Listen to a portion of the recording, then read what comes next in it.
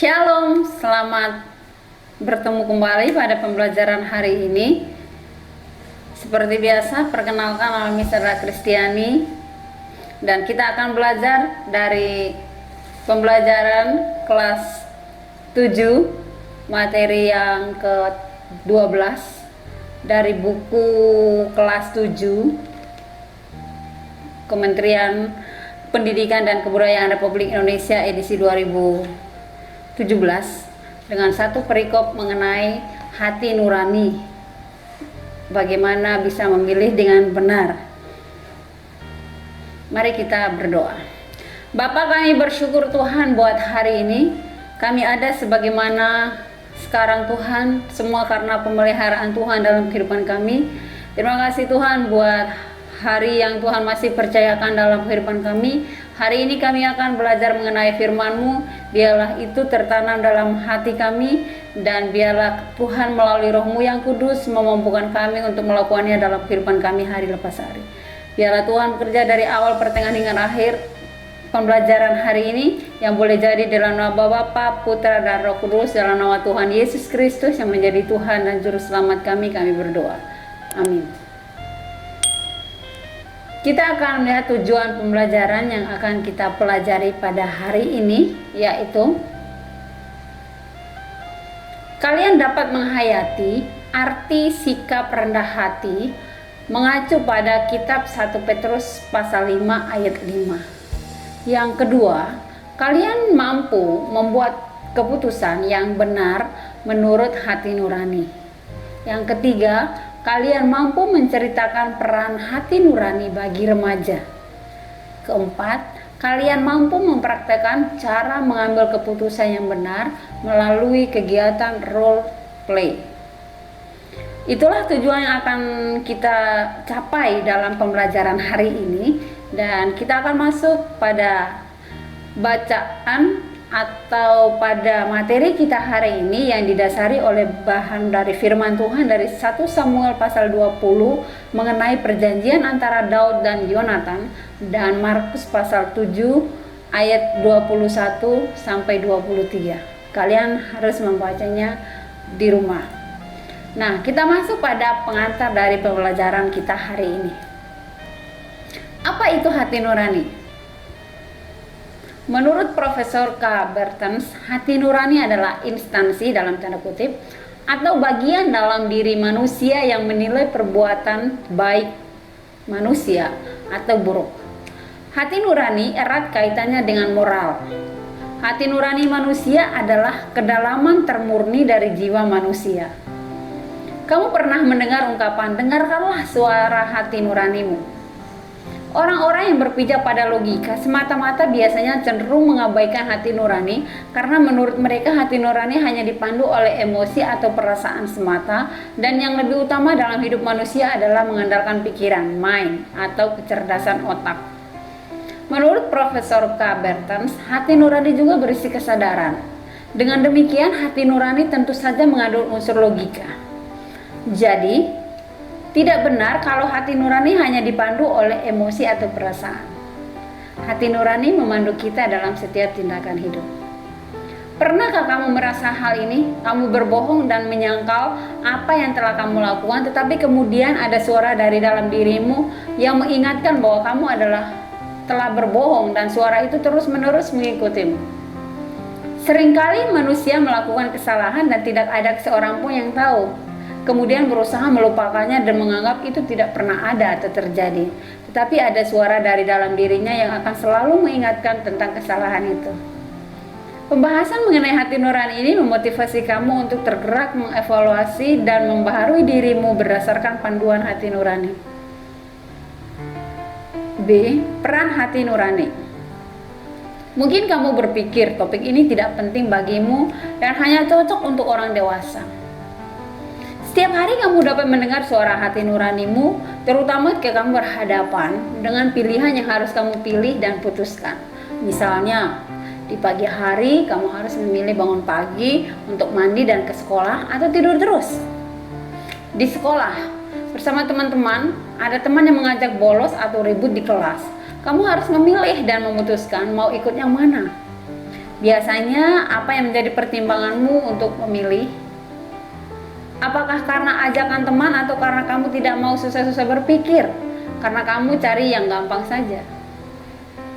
Berikut ini ada beberapa situasi yang membutuhkan keputusanmu. Coba tentukan pilihan dengan cara menuliskan tanda centang pada pilihan, lalu diikuti kata hatimu dalam memilih. Ibu sedang mengurus adik yang sedang sakit dan membutuhkan perhatian. Karena itu beliau tidak dapat mengambil jahitan di tempat kenalannya dekat rumah. Ibu minta tolong padamu untuk mengambil jahitannya, tetapi pada saat yang sama 2 orang temanmu sudah menunggumu untuk bermain sepak bola. Apakah kamu berangkat bersama temanmu dan mengatakan pada ibumu kamu tak mau dapat menolongnya? B. Kamu dahulu memenuhi permintaan ibu. Jawabannya adalah kamu dahulukan penuhi permintaan ibu. Alasannya karena keluarga kita harus diutamakan dari segala sesuatu, karena juga ini ada situasi yang tidak bisa ditinggal oleh orang tua kita karena adik sedang sakit, sehingga kita harus menolong ibu.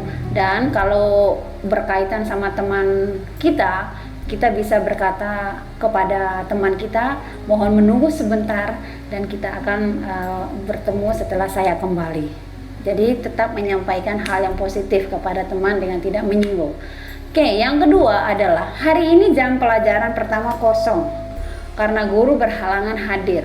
Teman-temanmu sepakat untuk keluar bermain di luar sekolah, seperti pergi ke pusat perbelanjaan atau tempat lain.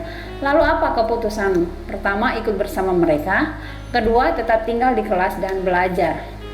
Yang benar adalah tetap tinggal di kelas dan belajar. Alasannya karena kita di sekolah, kita datang ke sekolah tujuannya belajar, ya. Jadi kita itu sekalipun tidak ada guru, kita tetap belajar materi atau pelajaran di saat pembelajaran itu. Yang ketiga, kita lihat kamu dan teman-temanmu menemukan sapu tangan berisi uang yang jatuh di jalan. Kalian melihat waktu ada kakek dan nenek lewat di depan kalian, dan sapu tangan itu jatuh dari tangan nenek. Semua bersorak senang karena uang itu cukup untuk pergi ke warung internet untuk bermain games. Kalian berpikir uang itu ditemukan di jalan, berarti kalian sedang muzur. Menurut kamu, uang itu tak perlu dikembalikan?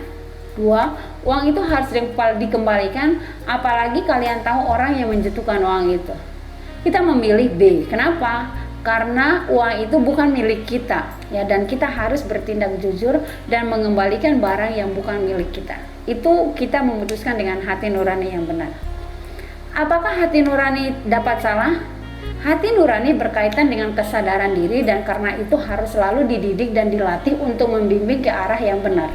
Menurut Profesor Bertens, terkadang seseorang yang meyakini apa yang dilakukannya itu merupakan bisikan suara hatinya, padahal tindakannya itu salah. Misalnya, para teroris yang melakukan kekerasan dan pembunuhan, mereka meyakini apa yang dilakukannya itu sesuai dengan suara hati nuraninya. Jadi, suara hati dapat saja salah jika tidak dilatih dan dididik. Para koruptor dan pembunuh, hati nurani mereka sudah tumpul karena mereka menutup diri terhadap kesadaran hati nuraninya. Akibatnya perbuatan yang salah jadi dianggap biasa. Banyak orang bahkan bertindak berlawanan dengan hati nuraninya. Mereka memilih dan memutuskan sesuatu yang bertentangan dengan suara hati nurani. Lama-kelamaan hati nurani mereka pun menjadi tumpul. Betapa pentingnya peran hati nurani bagi manusia. Bahkan Yesus mengatakan dari dalam hati mereka lahir kejahatan. Di dalam Markus 7 ayat 21-23 dikatakan bahwa kejahatan itu dimulai dari hati, sehingga menimbulkan pikiran jahat, percabulan, perzinahan. Kalian bisa baca di Markus pasal 7 ayat 21-23. Di sana ada tercatat 13 perilaku manusia yang tidak sesuai dengan sikap hati yang benar, ya. Di antaranya ada pikiran jahat, percabulan, perzinahan, keserakahan, dan beberapa perilaku lain yang dicatat di sana. Hati nurani berperan dalam membentuk karakter manusia, terutama dalam kaitannya dengan pilihan dan pengambilan keputusan. Bagi remaja seperti kamu, amatlah penting untuk terus berlatih dan mendidik hati nuranimu, sehingga dari dalam hati nuranimu lahir berbagai perbuatan baik ketika kamu harus memilih dan mengambil keputusan yang benar. Bagaimana caranya? Tekun berdoa dan membaca Alkitab, serta mencontoh orang-orang yang dapat kamu jadikan teladan untuk kebaikan dan kebenaran hidup. Pembahasan topik ini penting terutama ketika kamu melanjutkan pelajaranmu membahas tentang kerendahan hati dan nilai-nilai Kristiani. Kegiatan pertama, kita belajar dari Alkitab. Ketika kamu masih di TK, pilihan dan keputusan yang ada masih sangat sederhana. Kamu memilih untuk makan, teman bermain, dan bercerita. Semakin bertambahnya usia, semakin beragam pilihan dan keputusan yang kamu harus buat, dan itu makin berat karena apa yang kamu pilih dan putuskan berpengaruh bagi hidupmu dari tingkat yang paling rendah sampai dengan yang paling kompleks.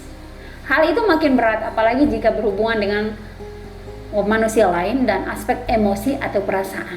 Misalnya, kamu putuskan untuk menyukai seseorang, belum tentu dia akan menyukaimu juga. Atau kamu memilih dan memutuskan untuk tidak ikut kegiatan ekstrakurikuler tertentu, tapi kemudian setelah menjalankannya terasa berat. Ini berarti pilihan dan keputusan itu pada akhirnya akan berpengaruh pada apa yang terjadi dalam hidupmu, baik sederhana maupun berat lagi.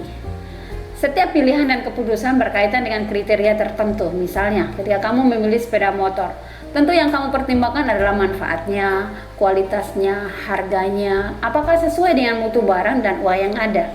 Ketika kamu memilih untuk menyukai seseorang, tentu yang kamu pertimbangkan adalah sifat dan karakternya, juga kecocokannya, dan apakah kamu merasa nyaman berteman dengan dia. Pilihan dan keputusan yang kamu dapat buat semakin berat dan beragam sesuai dengan pertambahan usia. Banyak pilihan dan keputusan yang kamu buat dan berpengaruh terhadap hidupmu, kondisi emosimu, pertemananmu, hubunganmu dengan orang tua dan saudara. Sayang sekali banyak remaja memilih tidak berdasarkan akal sehat dan tuntutan hati nurani. Mereka memilih berdasarkan apa yang kini sedang digandrungi atau disukai teman. Padahal apa yang dipilih oleh seseorang akan dijalani olehnya dan mempengaruhi kehidupannya. Misalnya, memilih untuk ikut teman bolos, maka dampaknya akan ditanggung oleh dirinya sendiri, yakni sanksi atau hukuman serta ketinggalan pelajaran. Ketika memilih untuk bolos, kamu tidak menghargai jerih lelah orang tua yang telah bekerja keras untuk menyekolahkanmu. Jadi pilihanmu tidak hanya berpengaruh pada dirimu saja, tapi juga pada orang tua. Kalau pilihanmu baik dan positif, maka pengaruhnya juga baik dan positif. Jika pilihanmu buruk dan negatif, maka pengaruhnya juga buruk dan negatif bagimu. Sangatlah penting bagi kamu untuk memilih kepercayaan dalam memilih dan mengambil keputusan atas berbagai pilihan yang ada. Kamu juga dapat menunjukkan pikiranmu mengenai berbagai isu yang ada. Misalnya menjadi tentang tawuran, pembentukan kelompok-kelompok pertemanan di sekolah, korupsi yang telah menjadi isu penting di Indonesia. Kamu perlu bersikap terbuka terhadap pikiran dan pendapat orang lain, tapi amat penting untuk menunjukkan pikiran dan pendapatmu sendiri. Kalau kamu mampu melakukannya, maka kamu pun mampu untuk memilih yang benar, memutuskan yang benar. Dalam hal ini pun, peran akal sehat dan hati nurani amat penting. Bagaimana jika kamu salah memilih atau memutuskan sesuatu? Tidak mengapa, tetapi belajarlah dari kesalahan itu untuk tidak mengulanginya lagi. Tiap orang memiliki kesempatan untuk berubah dan memperbaiki kesalahan yang pernah dibuat. Rasul Paulus minta kita memelihara hati dari berbagai kejahatan, karena dari dalam hati keluar semua perbuatan baik dan jahat. Kita akan mampu memelihara hati kita dari berbagai hal yang negatif jika kita meminta Roh Kudus berdiam di dalam kita. Kamu akan belajar dari Alkitab bagaimana Yonatan, anak Raja Saul, memutuskan untuk menyelamatkan hidup Daud, sahabatnya, dari kejahatan ayahnya. Pada pertemuan lalu, kamu telah diminta untuk membaca kitab 1 Samuel 20 mengenai perjanjian Daud dan Yonatan. Perhatikan ya, review kembali firman yang sudah kalian baca. Setelah membaca, diskusikan beberapa hal yang berkaitan dengan topik yang sedang kita bahas sekarang. Yang pertama, jika kamu adalah Daud, apa yang akan kamu lakukan menghadapi kejahatan Raja Saul yang ingin membunuhnya, padahal Daud berjuang membela bangsa Israel? Kedua, jika kamu adalah Yonatan, maka apakah kamu juga akan berpihak pada sahabatmu dan berkhianat terhadap ayah kandungmu? Oke, yang pertama kita perhatikan, kalau kita adalah Daud, maka sikap yang harus kita ambil dalam hal ini adalah kita harus mengambil sikap yang baik, artinya kita membalas kebaikan kepada orang yang menjahati kita di sini fokusnya adalah Saul. Kenapa? Karena Saul ini adalah seorang raja, dan kita lihat sebenarnya Daud ini adalah seorang yang rendah hati. Dia sangat menghormati seorang pemimpin. Bahkan pernyataannya Daud di dalam 1 Samuel 26 ayat 19 dikatakan bahwa jangan apa-apakan atau jangan berbuat jahat kepada seorang yang diurapi Tuhan. Dan kita lihat di sini sebuah pernyataan dari Daud bahwa dia sangat takut akan Tuhan. Sehingga kita dapat mengambil kesimpulan bahwa sekalipun orang itu jahat dan berencana jahat terhadap kita, teruslah berbuat baik kepada dia dan tidak boleh membalas kejahatan-kejahatan. Karena Tuhan bilang di dalam kitab Perjanjian Baru, balaslah kejahatan dengan kebaikan, karena hak Tuhan adalah pembalasan itu. Itu yang menjadi pegangan dan pedoman di dalam pembahasan kita sekarang. Yang kedua, kalau kita menjadi Yonatan, berkaitan dengan seorang ayah kandung yang memiliki sikap benci kepada teman kita. Di sini bukan persoalan keluarga atau saudara, tapi bagaimana kita itu bertindak yang benar dengan hati nurani yang benar dan logika yang benar, di mana kita berpihak kepada hal yang benar, bukan kepada hal yang salah. Jadi yang baik di sini adalah bagaimana kita sebagai seorang anak yang memiliki hati nurani yang baik dan pola pikir yang benar untuk memberitahu dan membela yang benar. Kegiatan 2. Bentuk kelompok dan lakukan kegiatan bermain peran mengacu pada kitab 1 Samuel pasal 20. Dalam kegiatan bermain peran, kamu dapat dimulai dengan prolog atau pengantar, dan setelah selesai kamu dapat mengakhiri dengan epilog atau penutup. Contoh prolog atau pengantar. Daud dan Yonatan adalah dua orang yang sahabat yang telah bersumpah untuk saling setia dan jujur dalam membangun persahabatan mereka. Dalam bergaul, mereka mengutamakan kejujuran dan tuntunan hati nurani. Kami persembahkan kisah Daud dan Yonatan. Contoh epilog atau penutup. Demikianlah persembahan kami. Ternyata kejujuran hati nurani menjadi landasan yang kuat dalam persahabatan. Kejujuran hati nurani menuntut manusia untuk mampu memilih dan mengambil keputusan yang benar. Berdasarkan dari kisah Daud dan Yonatan ini, kita belajar bahwa seseorang mampu memilih dan memutuskan sesuatu yang benar karena memiliki iman yang teguh dan taat pada ajaran imannya. Jadi, pengantar dan penutup dalam bermain peran atau role play diarahkan pada topik pembahasan mengenai hati nurani dan kaitannya dengan memilih yang benar. Kegiatan 3. Berbagi pengalaman. Setelah bermain peran, kamu dapat melanjutkan diskusi mengenai beberapa hambatan yang kamu alami dan memilih dan mengambil keputusan. Apa saja yang menjadi faktor penghambat ketika kamu ingin memilih dan memutuskan berdasarkan pertimbangan akal sehat dan hati nuranimu? Menurut kamu, apakah remaja Kristen kelas 1 SMP sudah mampu memilih yang benar dan mengambil keputusan yang benar? Apa peran hati nurani kamu, terutama dalam memilih dan mengambil keputusan? Kamu tentu bertanya bagaimana caranya memilih yang benar dan tepat. Sebagai remaja Kristen, hal pertama yang kamu lakukan adalah berdoa. Minta Roh Kudus membantu kamu. Kemudian, kamu harus melihat apakah pilihan itu merugikan dirimu dan orang lain atau tidak. Kamu harus mengutamakan kejujuran dan memilih. Jangan memilih karena tekanan orang lain ataupun takut pada orang lain. Jika kamu memilih yang berbeda, maka kamu akan dimusuhi.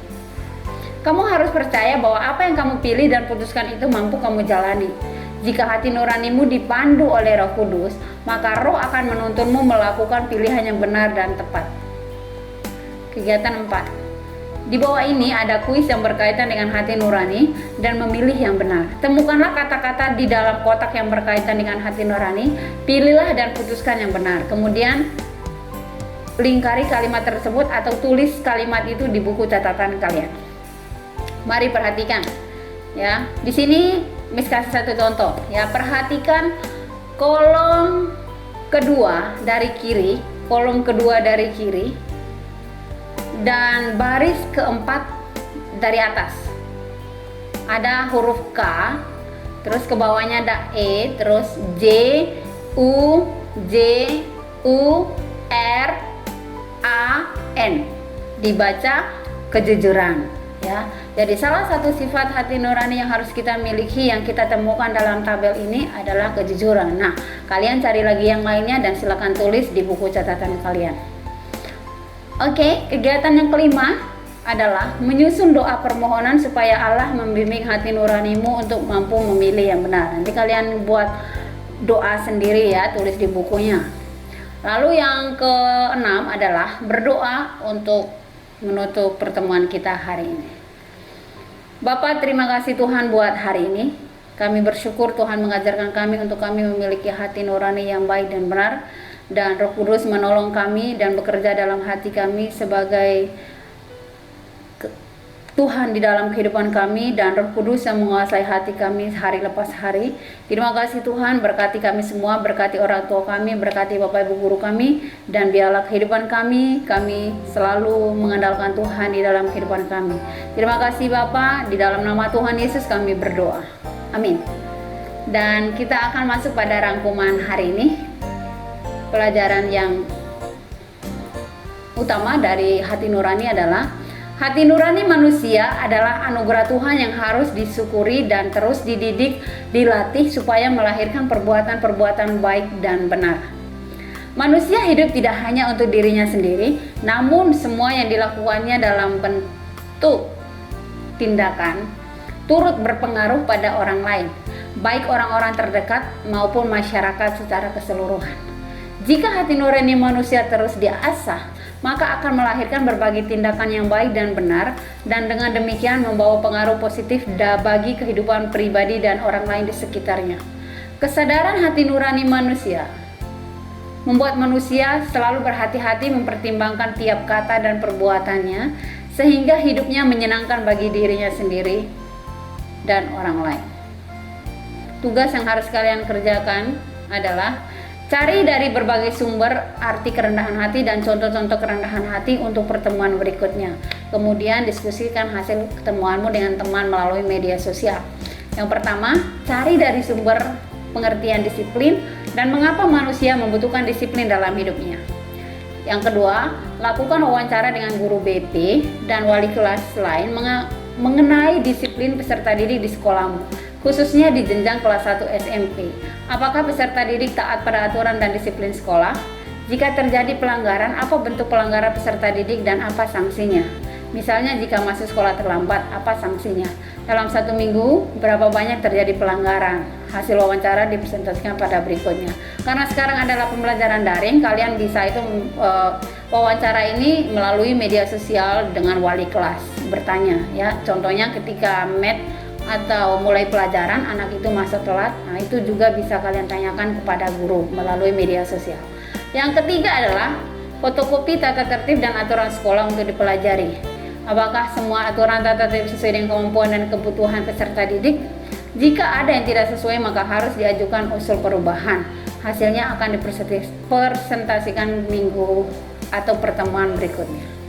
Di tempat di mana tidak ada fasilitas fotokopi atau jika ada keterbatasan keuangan peserta didik dapat membaca tata tertib aturan untuk dipelajari. Apakah semua aturan atau tata tertib yang biasanya yang ada di kantor atau di sekolah. Inilah pembelajaran kita pada hari ini. Tuhan Yesus memberkati.